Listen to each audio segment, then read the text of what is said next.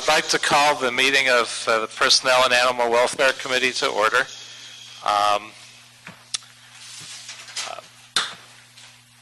Mr. O'Farrell and myself present. We have a quorum.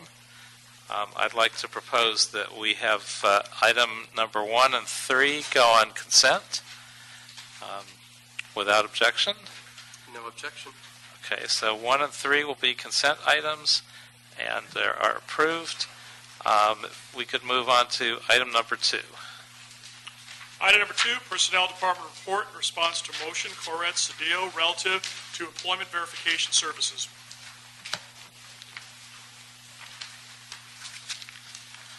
Good afternoon. Welcome.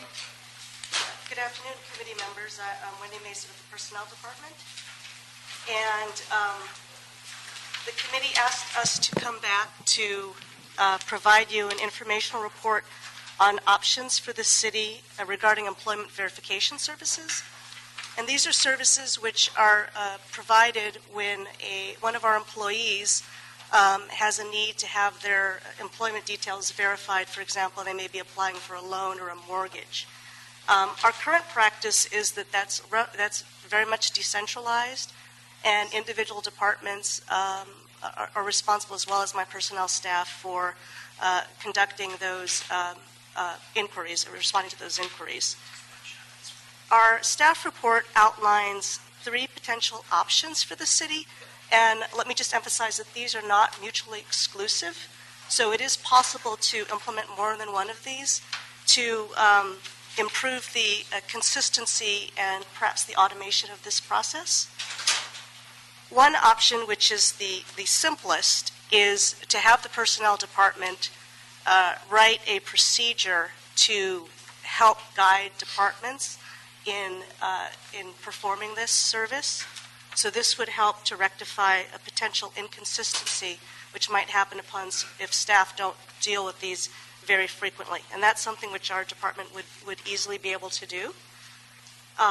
Another option, which is something which our sources tell us that LA County has implemented, is developing a query within their IT system which provides for some additional consistency because it provides the appropriate fields and data which would be required. This still does require manual processing by the department to be able to extract the information from that query. The third option is basically to contract this out to an outside provider where employees would be able to, when they fill out their loan applications and so forth, give consent to allow this information to be extracted by an outside party. The verifying party, which for example is the bank, would be the ones who would pay the fees. The employers would not typically pay a fee unless it's the case of dealing with some sort of other governmental agency. So in looking at these options in terms of factors of risks and workload, I would say our current practice contains risks in the potential inconsistency and perhaps staff not knowing what is the appropriate information to give without, again, having some guidance from the personnel department. The workload, we understand, we've queried some of our departments. There is a workload involved. These things come in frequently, and clerical staff does need to spend time and effort processing these. If you look at the second option, there are, you would need to make sure that, again, the IT systems are protective of our employee privacy concerns. So that has some risk factor involved in that, as well as a workload of the constantly having the feed of being updated by ITA. The third option has workload sort of on the front end in terms of if the city were to go this route, conducting an RFP process and making sure that all the communications were done appropriately with employees. But on the back end, the workload would be obviously reduced because this would be handled by a third party. And with respect to the risks, there might be some risks in terms of, again, the privacy, the data privacy concerns. We would need to make sure that in our contracts and in our encryption of the data that we took every protection that would be possible for our employees' data. So at this point, I'm happy to take any questions which your committee may have. So the way we operate currently is sort of catch as catch can. Somebody calls up and they could wind up handled in a variety of ways because we don't really have a clear policy, it sounds like. We've talked to some of the departments. Some of the proprietary departments tend to have those in-house. Those departments which are served by our personnel department liaison services, those are typically handled by a personnel person. But you're right, the banker, whoever calling, may not initially know who the appropriate contact person might be. I mean, it seems like our current practices and option one seem like the least desirable, the least likely for us to get a consistent, timely result. How much would option two cost us? Option two, I think, we would require some staff time from ITA, and I don't have that exact estimate from them. I know we have talked to them about some of these options. LA County, I don't know that they have implemented their module fully yet, but we're happy to inquire further with the county if you like. And I know there's at least one major city that has gone the third route, and at least one company that provides that service essentially for free, because I think they charge the folks making the inquiry and not the city. How carefully have we looked into that approach? We've spoken, as it said in the staff report, to the City of Phoenix, which is one of the many public entities that uses an outside service, just to get a sense of what their level of satisfaction with the service has been. They've had the service for a number of years, and they've been satisfied with the service. The only thing that they advised the City of Los Angeles, if we were to implement such a system, was to be very careful on the communications on the front end, and that the communication piece in the beginning was really the biggest hurdle, but once that was done, that everything has worked smoothly since then. Mr. O'Farrell, questions? Thank you, Mr. Chair. Question, has the City of Phoenix been able to quantify savings? I believe there was a reduction in staff time, but again, they've had it for so many years that the people we queried really weren't necessarily as intimately familiar with the details of how they had originally gone with the program. And you mentioned that these inquiries do frequently occur across the city departments. Do we have a sense of how much time that is as a percentage? Or I know it's hard to quantify a dollar amount on that. I wouldn't expect that, but we estimated that our staff spends a couple hours a day on it, and then we tried to look at some of the departments and extrapolate. It's probably at least full day for 2 or 3 people citywide if you extrapolate. Right. Okay. Maybe when this item comes back, we could get a dollar amount from the City of Phoenix if they could come up with that. That kind of data might point to a clearer direction moving forward. I'm intrigued by this third-party option. Yes, it says that I'm looking at my notes, and I can see that they've had the verification services for over 10 years. They used to have one full-time employee provide employment verification services. They have approximately 14,000 employees, and now the staff only gets occasional inquiries regarding these services. They generally all go to the vendor. And since the population of Los Angeles is about 3 times that of Phoenix, you could probably, in general, multiply that times 3. And that's kind of consistent with my other back-of-the-envelope estimate, which was that it'd be about three employees. Thank you. So, yeah, this sounds intriguing. I mean, considering our finances, if we were able to have a company do this essentially for free and allow us not to need 3 employees to do that, it's hard to say no to it. And it seems like it's done well in other places that have done it. So I'd suggest that you come back in 30 days with a report back on what we expect that to be like and how we would implement an outside verification process in LA. and whether there are multiple companies that can do this, or if it's only one, whether you can do it as a sole source or whether you need an RFP. I think this is something we need to move on urgently, because my sense is that we haven't been doing this very well up until now, and we need a better and more consistent approach. So without objection, I think that motion probably summarizes what we were both saying on that one. So we will move that forward. And item number 4. Item number 4, continued from November 19th, 2013.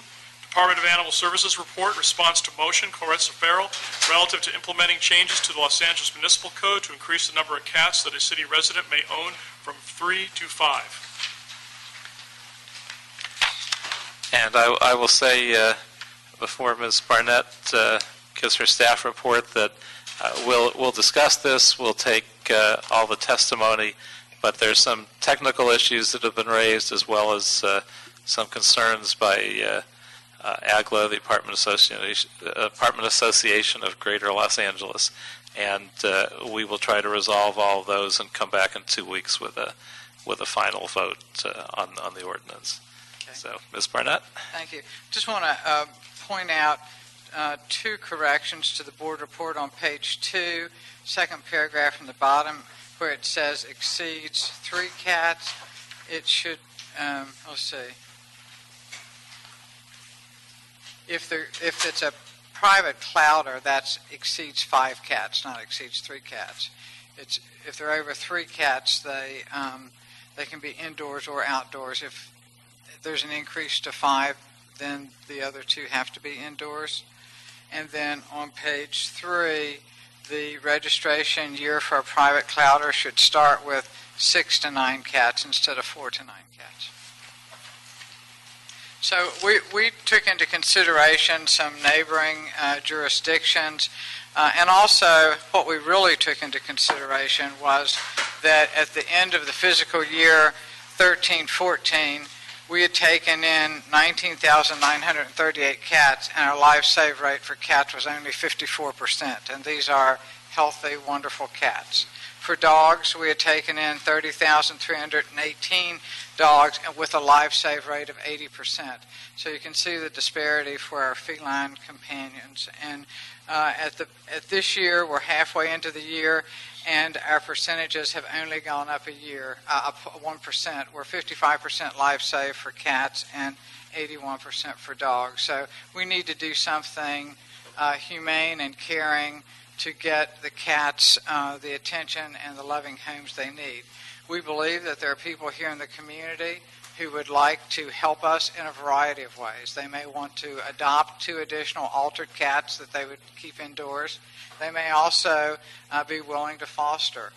For people, right now, if you have 3 cats, you can't help us by fostering because there's a 3-cat limit. So everything that we have written requires that animals over the age of 4 months old be altered. We're writing nothing for unaltered cats. Everything here is about spayed and neutered only cats, and it's an effort to let Angelenos be part of the solution and help us make it a more humane city for cats. Actually, believe it or not, that's the first time I heard that element of it, the fostering piece, that Yes. we don't allow fostering. How do we check to know how many cats someone has before they're allowed to foster? Well, if they've adopted from the city or from one of our rescue partners, it's in our database. Now, it's possible that someone just found a cat. We might not really know about it. Okay. What I find is that cat people don't want to break the law because they don't want to have problems with the 3 cats they do have. So they're reluctant. They ask us about the pet limits, and they want to be within the limits of the law. Mr. O'Farrell, any questions or comments? A couple of questions. Just for clarification. So all cats in permitted households are spayed and neutered before they are allowed to leave the shelter. Correct. As is, and moving forward with this plan.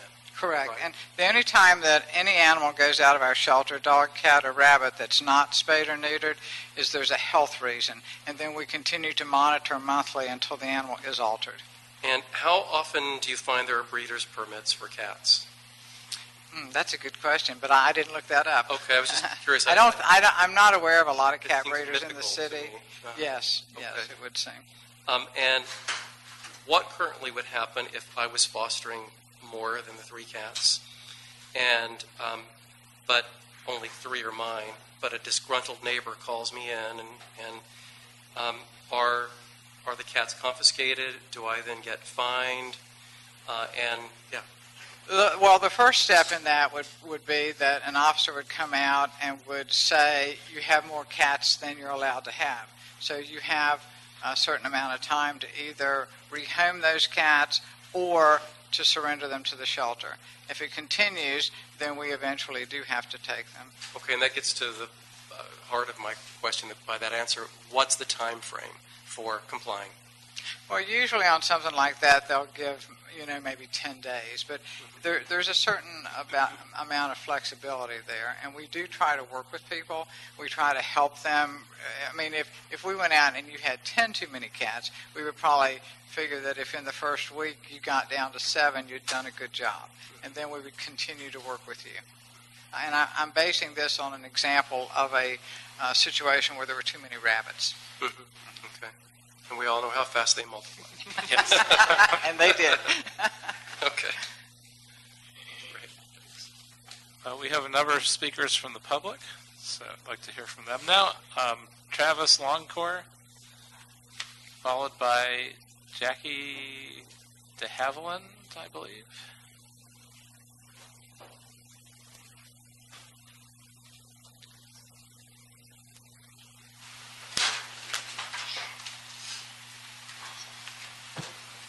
Council members, good afternoon. My name is Travis Longcore. With the Urban Wildlands Group, we submitted a letter for the record that hopefully has been received by you. I want to make a few points here. We're opposed to this proposal. First of all, on process grounds, this is a discretionary project that has the probability of having an impact on the environment and consequently requires review under CEQA.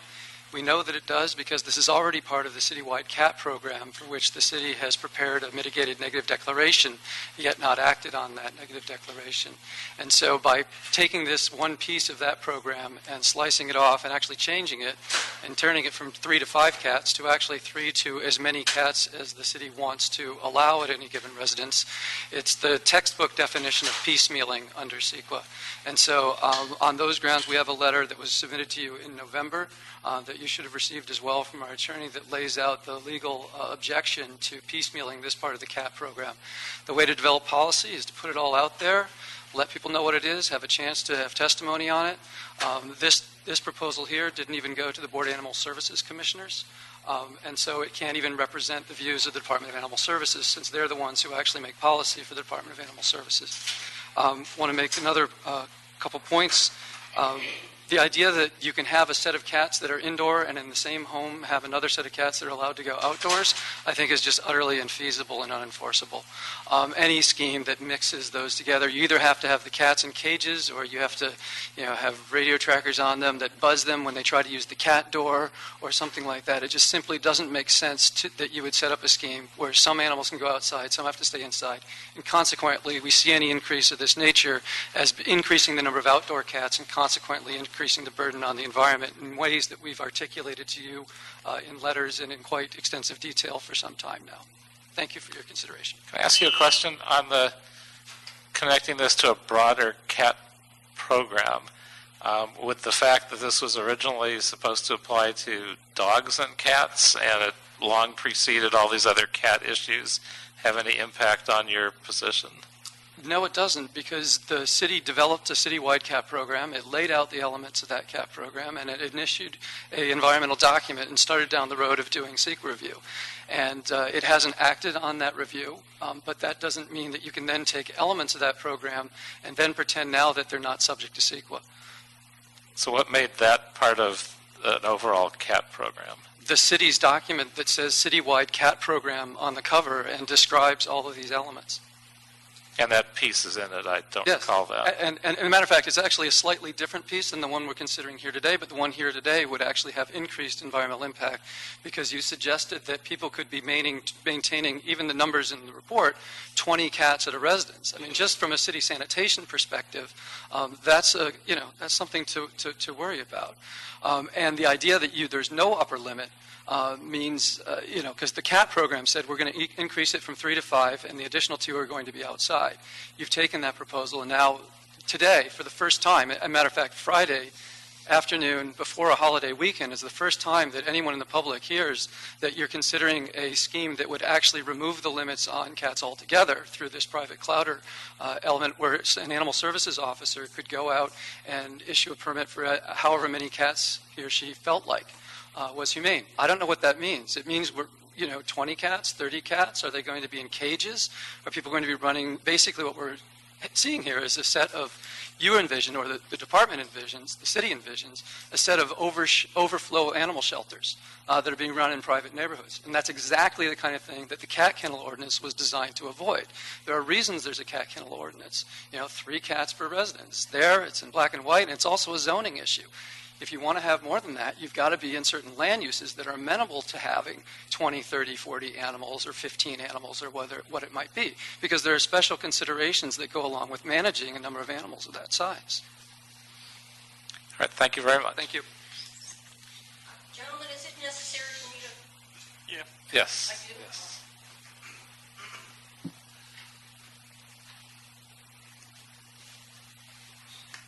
With a voice trained like mine, sometimes I worry I'm going to overflow the room. Good afternoon. Thank you for allowing me to speak. Please excuse the casual dress. I am recently out of the hospital. I'm not supposed to be driving, and that's how important this issue is to me. I'm afraid I must take issue respectfully with some of the things Mr. Travis said. Having 2 cats outdoors or being able to monitor which ones are indoors or which one are outdoors, I don't think it's that big a deal. If you've got 2 cats that are allowed outdoors, you get a little radio collar, or you tell your kids, if you let the cats out, you're going to be in big trouble. I think this issue is terribly important to make this a humane city, especially for the cats. As Ms. Barnett has pointed out, our record on that needs to be improvement. It needs improvement. I know several, if not many, people who hide their numbers because they're scared. Not because they're not taking care of their animals. They're taking beautiful care of their animals. Nobody's going to have to come and give hygiene checks. They're beautifully taken care of, but they're scared. And this would solve that issue. It would solve the issue for people who have to hide. It would solve the issue for the city that doesn't want to be killing these beautiful animals that really deserve life. And I have to say, I'm not one of those crazy people, a cat is a dog is a mouse is a, I'm not one of those people. But I know my interest and my experience in animals of all kinds and all sizes, up to elephants, is that they think, they feel, they have emotion, they deserve the consideration. I thank you for this proposal. Thank you. Christy Metropol, be followed by Sharice Shankar.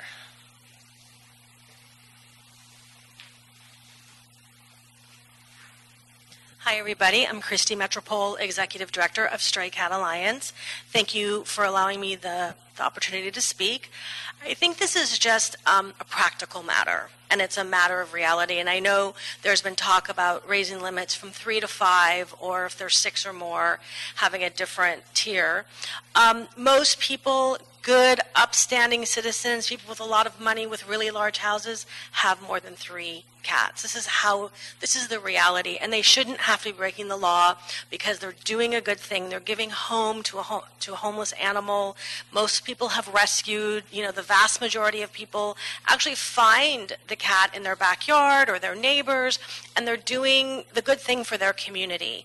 So also you're going to hear about hoarding, and this is going to make hoarding legal, and you're going to hear about that, but the reality is that hoarders are sick people, and they need to be treated that way.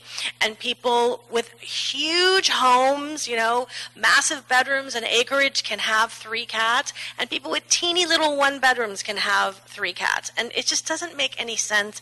It's not practical. And you're also going to hear about apartment buildings. Well, of course it's up to the owner. If they don't allow pets, they don't allow pets. So those arguments are moot and they're ridiculous. And again, this is a practical matter, and you probably know people. I know many people who have more than 3 cats. They have more than 5, and those animals are treated incredibly well. Most of them are rescued, and this is just something that a time has come when we really need to do this. And you guys have a lot of people behind you, a lot of support. Stray Cat Alliance is a large organization. You will get all the support you need to pass this. So thank you. Thank you.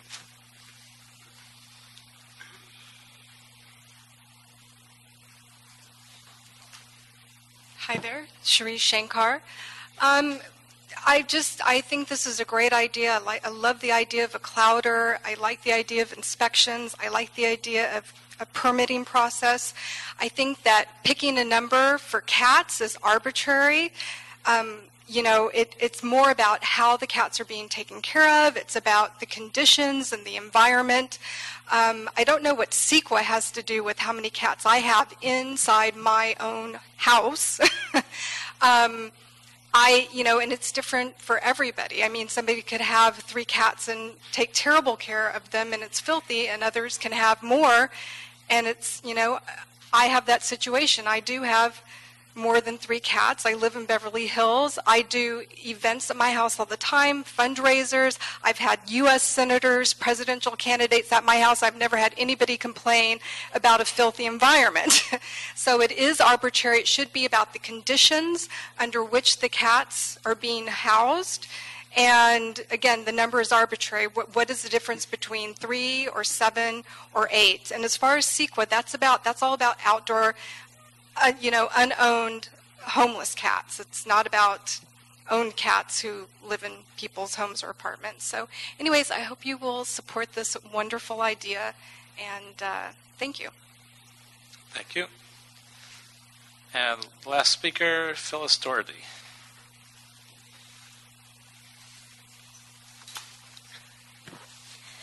Good afternoon. I'm glad someone mentioned that this is a little bit of a bait and switch, that this is 3 to 5 cats. No, this is to unlimited cats. And that needs to be very clear to the council when they vote on it, because they're obviously going to pass whatever Mr. Koretz thinks is a good idea, and they're not going to really read it. So that's what they've told me. They don't want to contradict you. The problem with this, amongst many, is that we're still not addressing the source.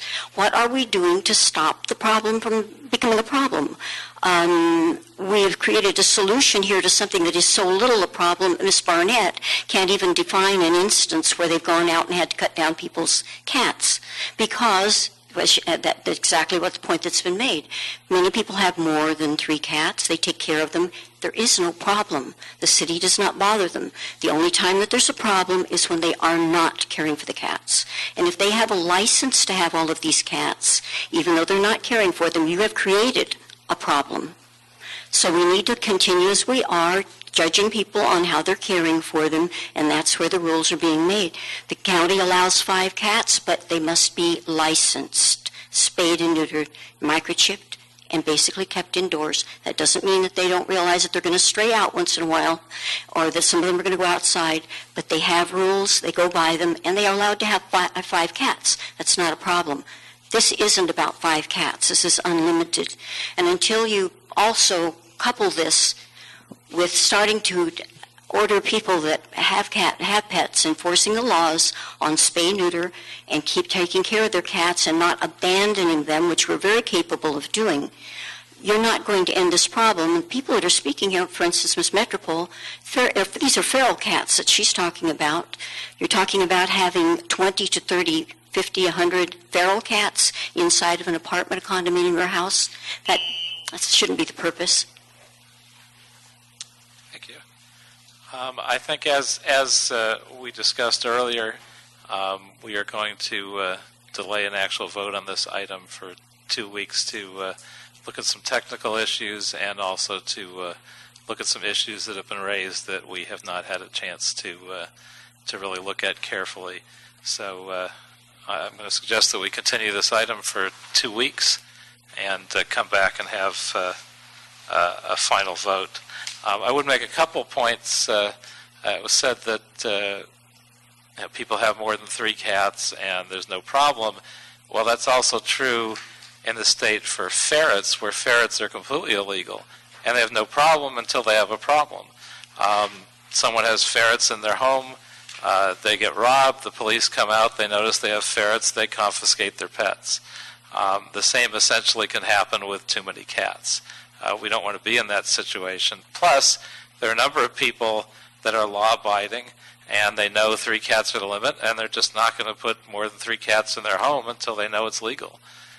And we know people that own cats are the most likely people to adopt more cats, and we want to find a way to get more people to adopt out of our shelters rather than kill them. So I think this is an idea we will look at. I think we recognize spay and neuter is the other piece, probably the most significant piece of this. We try to fund as much spay and neuter as we can. We'll hope to fund more. We also have folks that are working against us and making it difficult for us to spay and neuter cats, therefore helping to generate many, many more cats. Hopefully, because this is not good for anybody, we hope that we are successful in our efforts to bring more spay and neuter to Los Angeles. Having said all that, I think we will continue this item without objection to 2 weeks from today. No objection. And then lastly, we have a couple speakers on public comment. First, Phyllis Doherty, and then Travis Longcore. Okay, Phyllis Doherty of the Animal Issues Movement. I just want you to know that something very sad happened this last week. We lost one of our long-time and most beloved veterinarians, Dr. Rolando Vasquez. He passed last Wednesday. I saw him Tuesday at the hospital and the Sunday before, and the deterioration was very rapid at the end. His son, Joey, Dr. Joey, will be continuing the clinic in the same manner. They'll still be providing the services to the city that they have. There won't be any big change that way. But in terms of just someone who had been a shelter veterinarian, and you could walk in with your animal sometimes without him doing a thing, and he could tell you exactly what was wrong with it. And that type of intuition and experience is a huge loss. The funeral will be on Friday at Glendale at Forest Lawn. I will try to talk to Mr. Cedillo, but I'm hoping that someone will honor him by the council, I can't think of the word I want, that adjourning motion. Yeah, thank you very much. Yeah, so if you have that information, I'm sure I can provide either it. Gilbert or I would be happy to do that. I'll provide it to you by email from the commendation that that we wrote for him, and also from the eulogy. Okay, thank you very much. Thank you very much. Mr. Longcore. So I don't take off work very often to come visit you, so I wanted to add an item or two. I've been talking to various iterations of the Department of Animal Services and City Council on issues of cats for 10 years now, since 2005. And never has anyone put forward, it seems, a real serious, or at least gotten through to the finish line, a licensing program. Why are we not licensing cats? It's a way to generate revenue. It's a way to chip away at the problem here, because all this sort of, we're going to let them run free through TNR, and we're going to warehouse them in people's houses through foster. That's all about the sort of not the source, but the disposition. And this problem doesn't get solved. You run out of houses, you run out of places, you get, people start treating, animals inhumanely when there are a nuisance. And so why are we not dealing with things that would really get to the source of the problem? Things like cat licensing, things like what the other cities that the general manager referenced in her report, which is looking at Santa Monica or Laguna Beach. They actually have a no trespass ordinance for cats, which means your cat can go outside, but if it goes on somebody else's property and is, messing in their kid's sandbox, you have an obligation to take care of your cat and keep it on your property. Los Angeles does not have that. Any cat is allowed to roam, any owned cat is allowed to roam wherever it wants in the city of Los Angeles with absolutely no consequence as long as it's not in heat. Okay? And that's an archaic, ordinance from the long ago ages when the city of Los Angeles also had rules that said you can shoot badger on site, okay? Which it still has and hasn't amended, incidentally. So a roaming ordinance, a no trespass ordinance, an element that actually would get at people, there being a stick, so people have to keep their cats taken care of well. And as a matter of fact, in many areas of the city, we know people shouldn't want their cats roaming because the coyotes will get them, and those areas are actually increasing. And then third, we completely support spay-neuter and low-cost, high-volume spay-neuter. Let's put for owned cats. Let's put our efforts there. And there are ways to get at the source end of this, but the people don't want to follow it. I don't know why. Well, as long as I have you here, it's not an agenda, but I've got to at least ask a couple relevant questions. So I've never completely understood it. Why are you opposed to spay and neuter of feral cats? It seems to me it would help us reduce the number of feral cats, and the effort to not let us do it has greatly increased the number of feral cats, which nobody really wants to see. I strongly doubt that that's true. The fact of the matter is, in order for spay-neuter efforts on feral cats to have any effect whatsoever on population size of feral cats, you would have to neuter between, let's just say 50%, although the numbers in the literature are much higher. There's 70 to 90% of the cats out there, and have no immigration. The most successful TNR programs in the country only achieve maybe 2.5%, 4%, but they come along with legalizing of feeding and legalizing of basically taking care of these outdoor colonies. So if you take, the thing is, the one never comes with the other. It's never just we're going to neuter cats. It's we're going to neuter cats and then we're going to allow people to feed them outdoors indefinitely wherever they want, essentially. And so because of that, there's absolutely no benefit to population size at the county level, at the city level. It's never been shown at the county level, at the city level. Very, very targeted, very, very high, concentration in a single place. If you can stop immigration, yes, in theory that could happen, but that's not what we have in the city of Los Angeles. We don't have in theory. We have this constant source of additional cats that are joining that population. Therefore, if you could, and I tell these people all the time, if you could wave a wand and magically 5% of the cats in Los Angeles that are unowned are sterilized, great. But that's not what the program are, and that's not what happens. And the reason... No, I've got to ask you a follow-up question then. So the fact is there are lots of people feeding feral cat colonies where they're reproducing.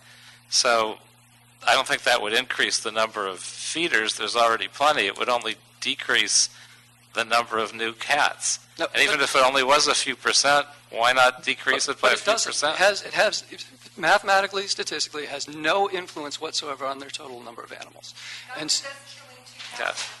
Okay, so if we, and there's the issue, everyone, and the difficulty arises because I think the only metric that people consider in all of this is whether cats are being euthanized.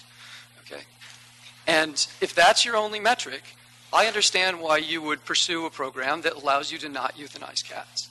But that's not the only metric. And you as a city, and I understand someone who's in the audience here, and that's their thing, and they're going to advocate for it. Absolutely, I'd advocate it too if that were my position. But as a city, you have an obligation to balance interests. And, euthanasia is part of animal control until you deal with the source side. And even if you do something like fostering and all this sort of thing, you're postponing it temporarily. We do not have an instance where you can not do euthanasia in the city of Los Angeles in today's situation. Well, let me just ask you one question. Would you be willing to sit down with me and have this conversation in more detail? Absolutely. Okay. If we can get a good phone number from you, I'd like to try and have that meeting. Okay. Thank you. Thank you very much. Mr. Chair. I've seen firsthand how lack of our ability to capture and release and spay neuter has resulted in the death of countless cats. I've experienced it firsthand. So I just want to put that for the public record. Thank you. Thank you. And I have a lot more to say as well, but rather than debate it, I'd actually like to have this conversation and see if maybe we can come to some sort of a meeting of the minds in the future. So thank you, everybody. That's all our items, so we are adjourned.